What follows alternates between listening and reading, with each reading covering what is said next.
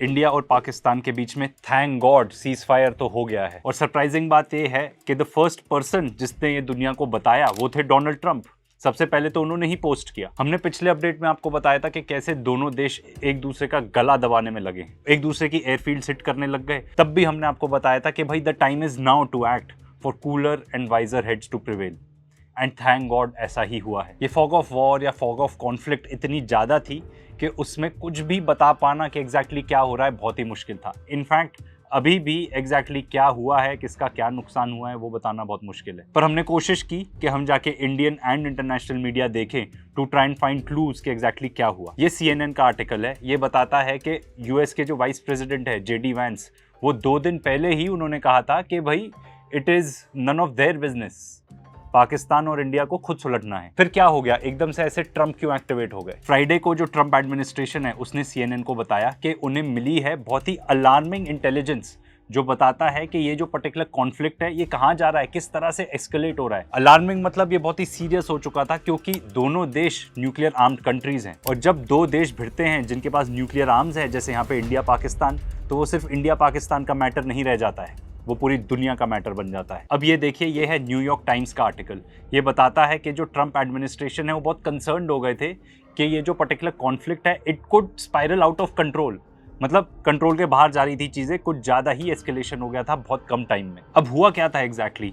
According to this article दोनों ही air forces के बीच में काफी सीरियस डॉग फाइट्स यानी कि एयरक्राफ्ट टू एयरक्राफ्ट लड़ाई हो रही थी। और इंडिया में पाकिस्तान ने भेजे थे 300 से 400 ड्रोन्स पॉसिबली, और यही हमारी प्रेस ब्रीफिंग में भी बताया था, इंडिया के एयर डिफेंस को परखने के लिए कि ये कैसे हैं, इनकी पोजीशंस कहाँ हैं। पर जब अमेरिका को पता चला कि मामला इतना ज्यादा सीरियस हो चुका है, तब JD वैंस और मार्को रूबियो ने एक्शन लिया।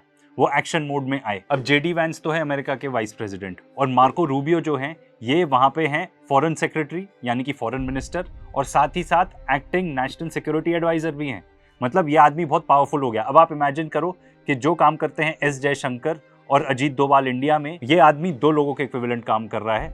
मतलब बहुत ही पावरफुल पोजीशन में हो गया। इनफैक्ट ये भी रिपोर्टेड है कि मार्को रूबियो ने बात की थी आसिम मुनीर से और इंडिया के फॉरेन सेक्रेटरी S जयशंकर से भी। अकॉर्डिंग टू दिस आर्टिकल मामला तब सीरियस हुआ जब USA के लेट फ्राइडे, मतलब इंडिया का अर्ली सैटरडे, इंडिया ने टारगेट किया था पाकिस्तान एयरबेसेस को। उनमें से एक जो एयरबेस था वो था नूर खान एयरबेस रावलपिंडी में। उस पर्टिकुलर बेस में एक्सप्लोजन्स भी सुनाई दिए, और ये पर्टिकुलर बेस काफ़ी सारे रीजंस के लिए बहुत इंपॉर्टेंट है। सबसे पहले तो ये सेंट्रली लोकेटेड है, तो वहाँ का ट्रांसपोर्टेशन हब है, और इसी एयरबेस पे थी पाकिस्तान की रिफ्यूलिंग कैपेबिलिटी।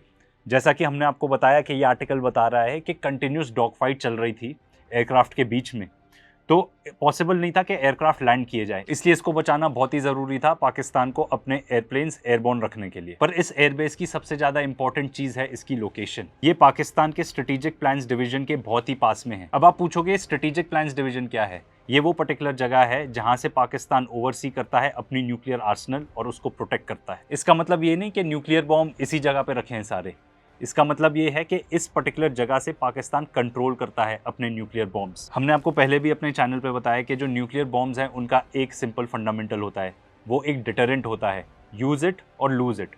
वैसे तो कोई भी देश नहीं चाहता ऑफ कोर्स कि उसको यूज करने की नौबत आए, पर यह भी समझना जरूरी है कि अगर उसको डिस्ट्रॉय कर दिया जाए तो फिर आप उसको यूज भी नहीं कर पाओगे। इसलिए ऐसी जगह को अटैक करना अल्टीमेट एस्केलेशन माना जाता है। एंड क्योंकि ये जो न्यूक्लियर कमांड सेंटर है ये पाकिस्तान के नूर खान बेस के इतने ज़्यादा पास है, ऐसा इंटरप्रेट किया उन्होंने कि भाई नेक्स्ट स्ट्राइक अगर इंडिया की होगी तो वो इस कमांड सेंटर पर ही होगी। ये पाकिस्तान के लिए बहुत ही डेडली हो जाता।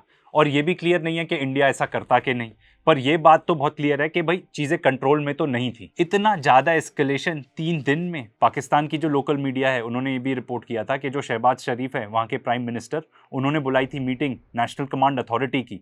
ये वो पर्टिकुलर स्मॉल ग्रुप है जो डिसीजन लेता है कि भाई कब और कहाँ न्यूक्लियर वेपन्स यूज करने हैं। मतलब बात इतनी ज्यादा आगे तक पहुंच गई थी। ये भी रिपोर्टेड है कि जब इंडिया ने पाकिस्तान के एयरबेसेस को अटैक किया तो पाकिस्तान ने भी रिटेलिएट करके इंडियन एयरबेसेस को अटैक किया। इंडियन मीडिया भी काफी हद तक सिमिलर टाइप की स्टोरी ही रिपोर्ट कर रही है। ये पर्टिकुलर आर्टिकल तो NDTV में है। जब इंडिया ने अटैक किया पाकिस्तान के एयरबेसेस पर, तब इंडियन इंटेलिजेंस एजेंसीज ने यह बताया कि उन्होंने डिटेक्ट की high alert messages flashing across Pakistani defense networks, including a belief that India might next target Pakistan nuclear command and control infrastructure. इसका मतलब जैसे ही इंडिया ने वहां पे अटैक किया, पाकिस्तान ने वार्निंग साइंस देने चालू कर दिए, सबको अलर्ट कर दिया कि भाई जो नेक्स्ट अटैक है वो पाकिस्तान के nuclear command and control infrastructure पर हो सकता है। अगेन मैं आपको रिटरेट करना चाहूंगा, इंडिया करता या नहीं वो अलग मैटर है, पर ये तो बहुत क्लियर है कि ये तो हॉट वॉर हो गया था ना दोनों देशों के बीच में। पर इतना ज्यादा एस्केलेशन देख के लगता है कि आपस में कोई बातचीत ही नहीं हो रही थी, इसलिए इतना भारी एस्केलेशन हो गया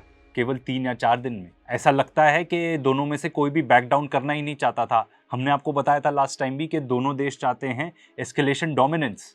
इंडिया को लग रहा था कि हम पाकिस्तान में स्ट्राइक कर देंगे, वो चुप बैठ जाएगा। पाकिस्तान को लगा कि मे बी हम यहाँ पे स्ट्राइक कर देंगे तो वो चुप बैठ जाएगा। लड़ाई चलते चलते इतने डेंजरस मकाम पे पहुंच गई। और ये मत भूलो कि दोनों देश, इंडिया और पाकिस्तान के पास, दोनों के पास न्यूक्लियर वेपन्स हैं। और जब ऐसे दो देशों के बीच में लड़ाई होती है तो वो सिर्फ उन्हीं का प्रॉब्लम नहीं है, वो वर्ल्ड्स प्रॉब्लम बन जाता है। एनडीटीवी साथ में ये भी रिपोर्ट करता है कि जब ऐसा मकाम आया, इतना डेंजरस पॉइंट पे आ गया, तब पाकिस्तान ने यूनाइटेड स्टेट्स को कांटेक्ट किया और उनको बताया कि उनको अर्जेंटली इंटरवीन करना पड़ेगा। इंडियन गवर्नमेंट ये बताती है कि जो यूएस ऑफिशियल्स थे वो ऑलरेडी कांटेक्ट में थे, बातचीत चल रही थी दोनों देशों से। उनको कहा जा रहा था कि भाई डी एस्केलेट करो, पर शायद हो नहीं रहा था। तो मैं थोड़ा इसको इस तरीके से देखता हूं कि जब एस्केलेट करते करते करते एकदम रेड लाइन क्रॉस हो गई, तब सिर्फ इंडिया और पाकिस्तान का बिजनेस तो बचा नहीं, पूरे वर्ल्ड को इन्वॉल्व होना पड़ेगा। तब अकॉर्डिंग टू एनडीटीवी पाकिस्तान ने रीच आउट किया यूनाइटेड स्टेट्स को। तो उस पॉइंट ऑफ टाइम में यूनाइटेड स्टेट्स ने डिसाइड किया कि उनको इंटरवीन करना पड़ेगा, बीच में घुसना पड़ेगा और काम डाउन करानी पड़ेंगी चीजें। एंड अगर डोनाल्ड ट्रंप की मानी जाए तो वो अपने पोस्ट में लिखते हैं कि भाई लॉन्ग नाइट ऑफ टॉक्स, पूरे रात भर ऑलमोस्ट काफी बातचीत हुई है, तब जाके चीजें डीएस्केलेट हुई हैं, सीज फायर हुआ है। अब देखिए ये जैसा भी हुआ है, आई एम ग्लैड कि एटलीस्ट सीज फायर तो हो गया है। कुछ रिपोर्ट्स भी आई वायलेशंस की, पर एक्सपर्ट्स का मानना है कि ये सिर्फ स्कर्मिशेस थे। और उनका ये भी मानना है कि बहुत बार टाइम लगता है नीचे पूरे चेन ऑफ कमांड तक पहुंचने में कि भाई सीज फायर हो चुका है, तो कभी कभार ऐसे वायलेशंस हो जाते हैं immediately after a cease fire.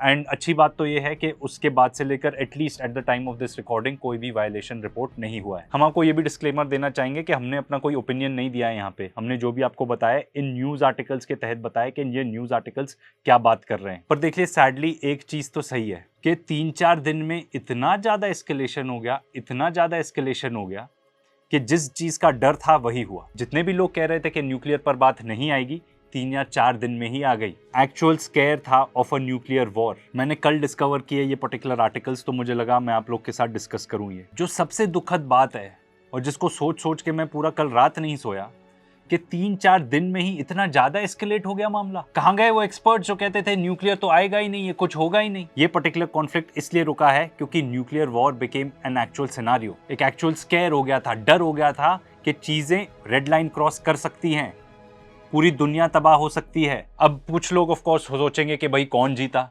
देखिए सबसे पहले तो वॉर में कोई भी विनर होता नहीं है, दोनों साइड यही कहती हैं कि हाँ हम जीत गए। अब इजराइल हिजबुल्लाह का जो वॉर हुआ था या कॉन्फ्लिक्ट कह लो उससे, उसके बीच में कौन जीता था? जब पेजर्स वगैरह भी ब्लास्ट किए थे इजराइल ने, दोनों कह रहे थे हम जीते।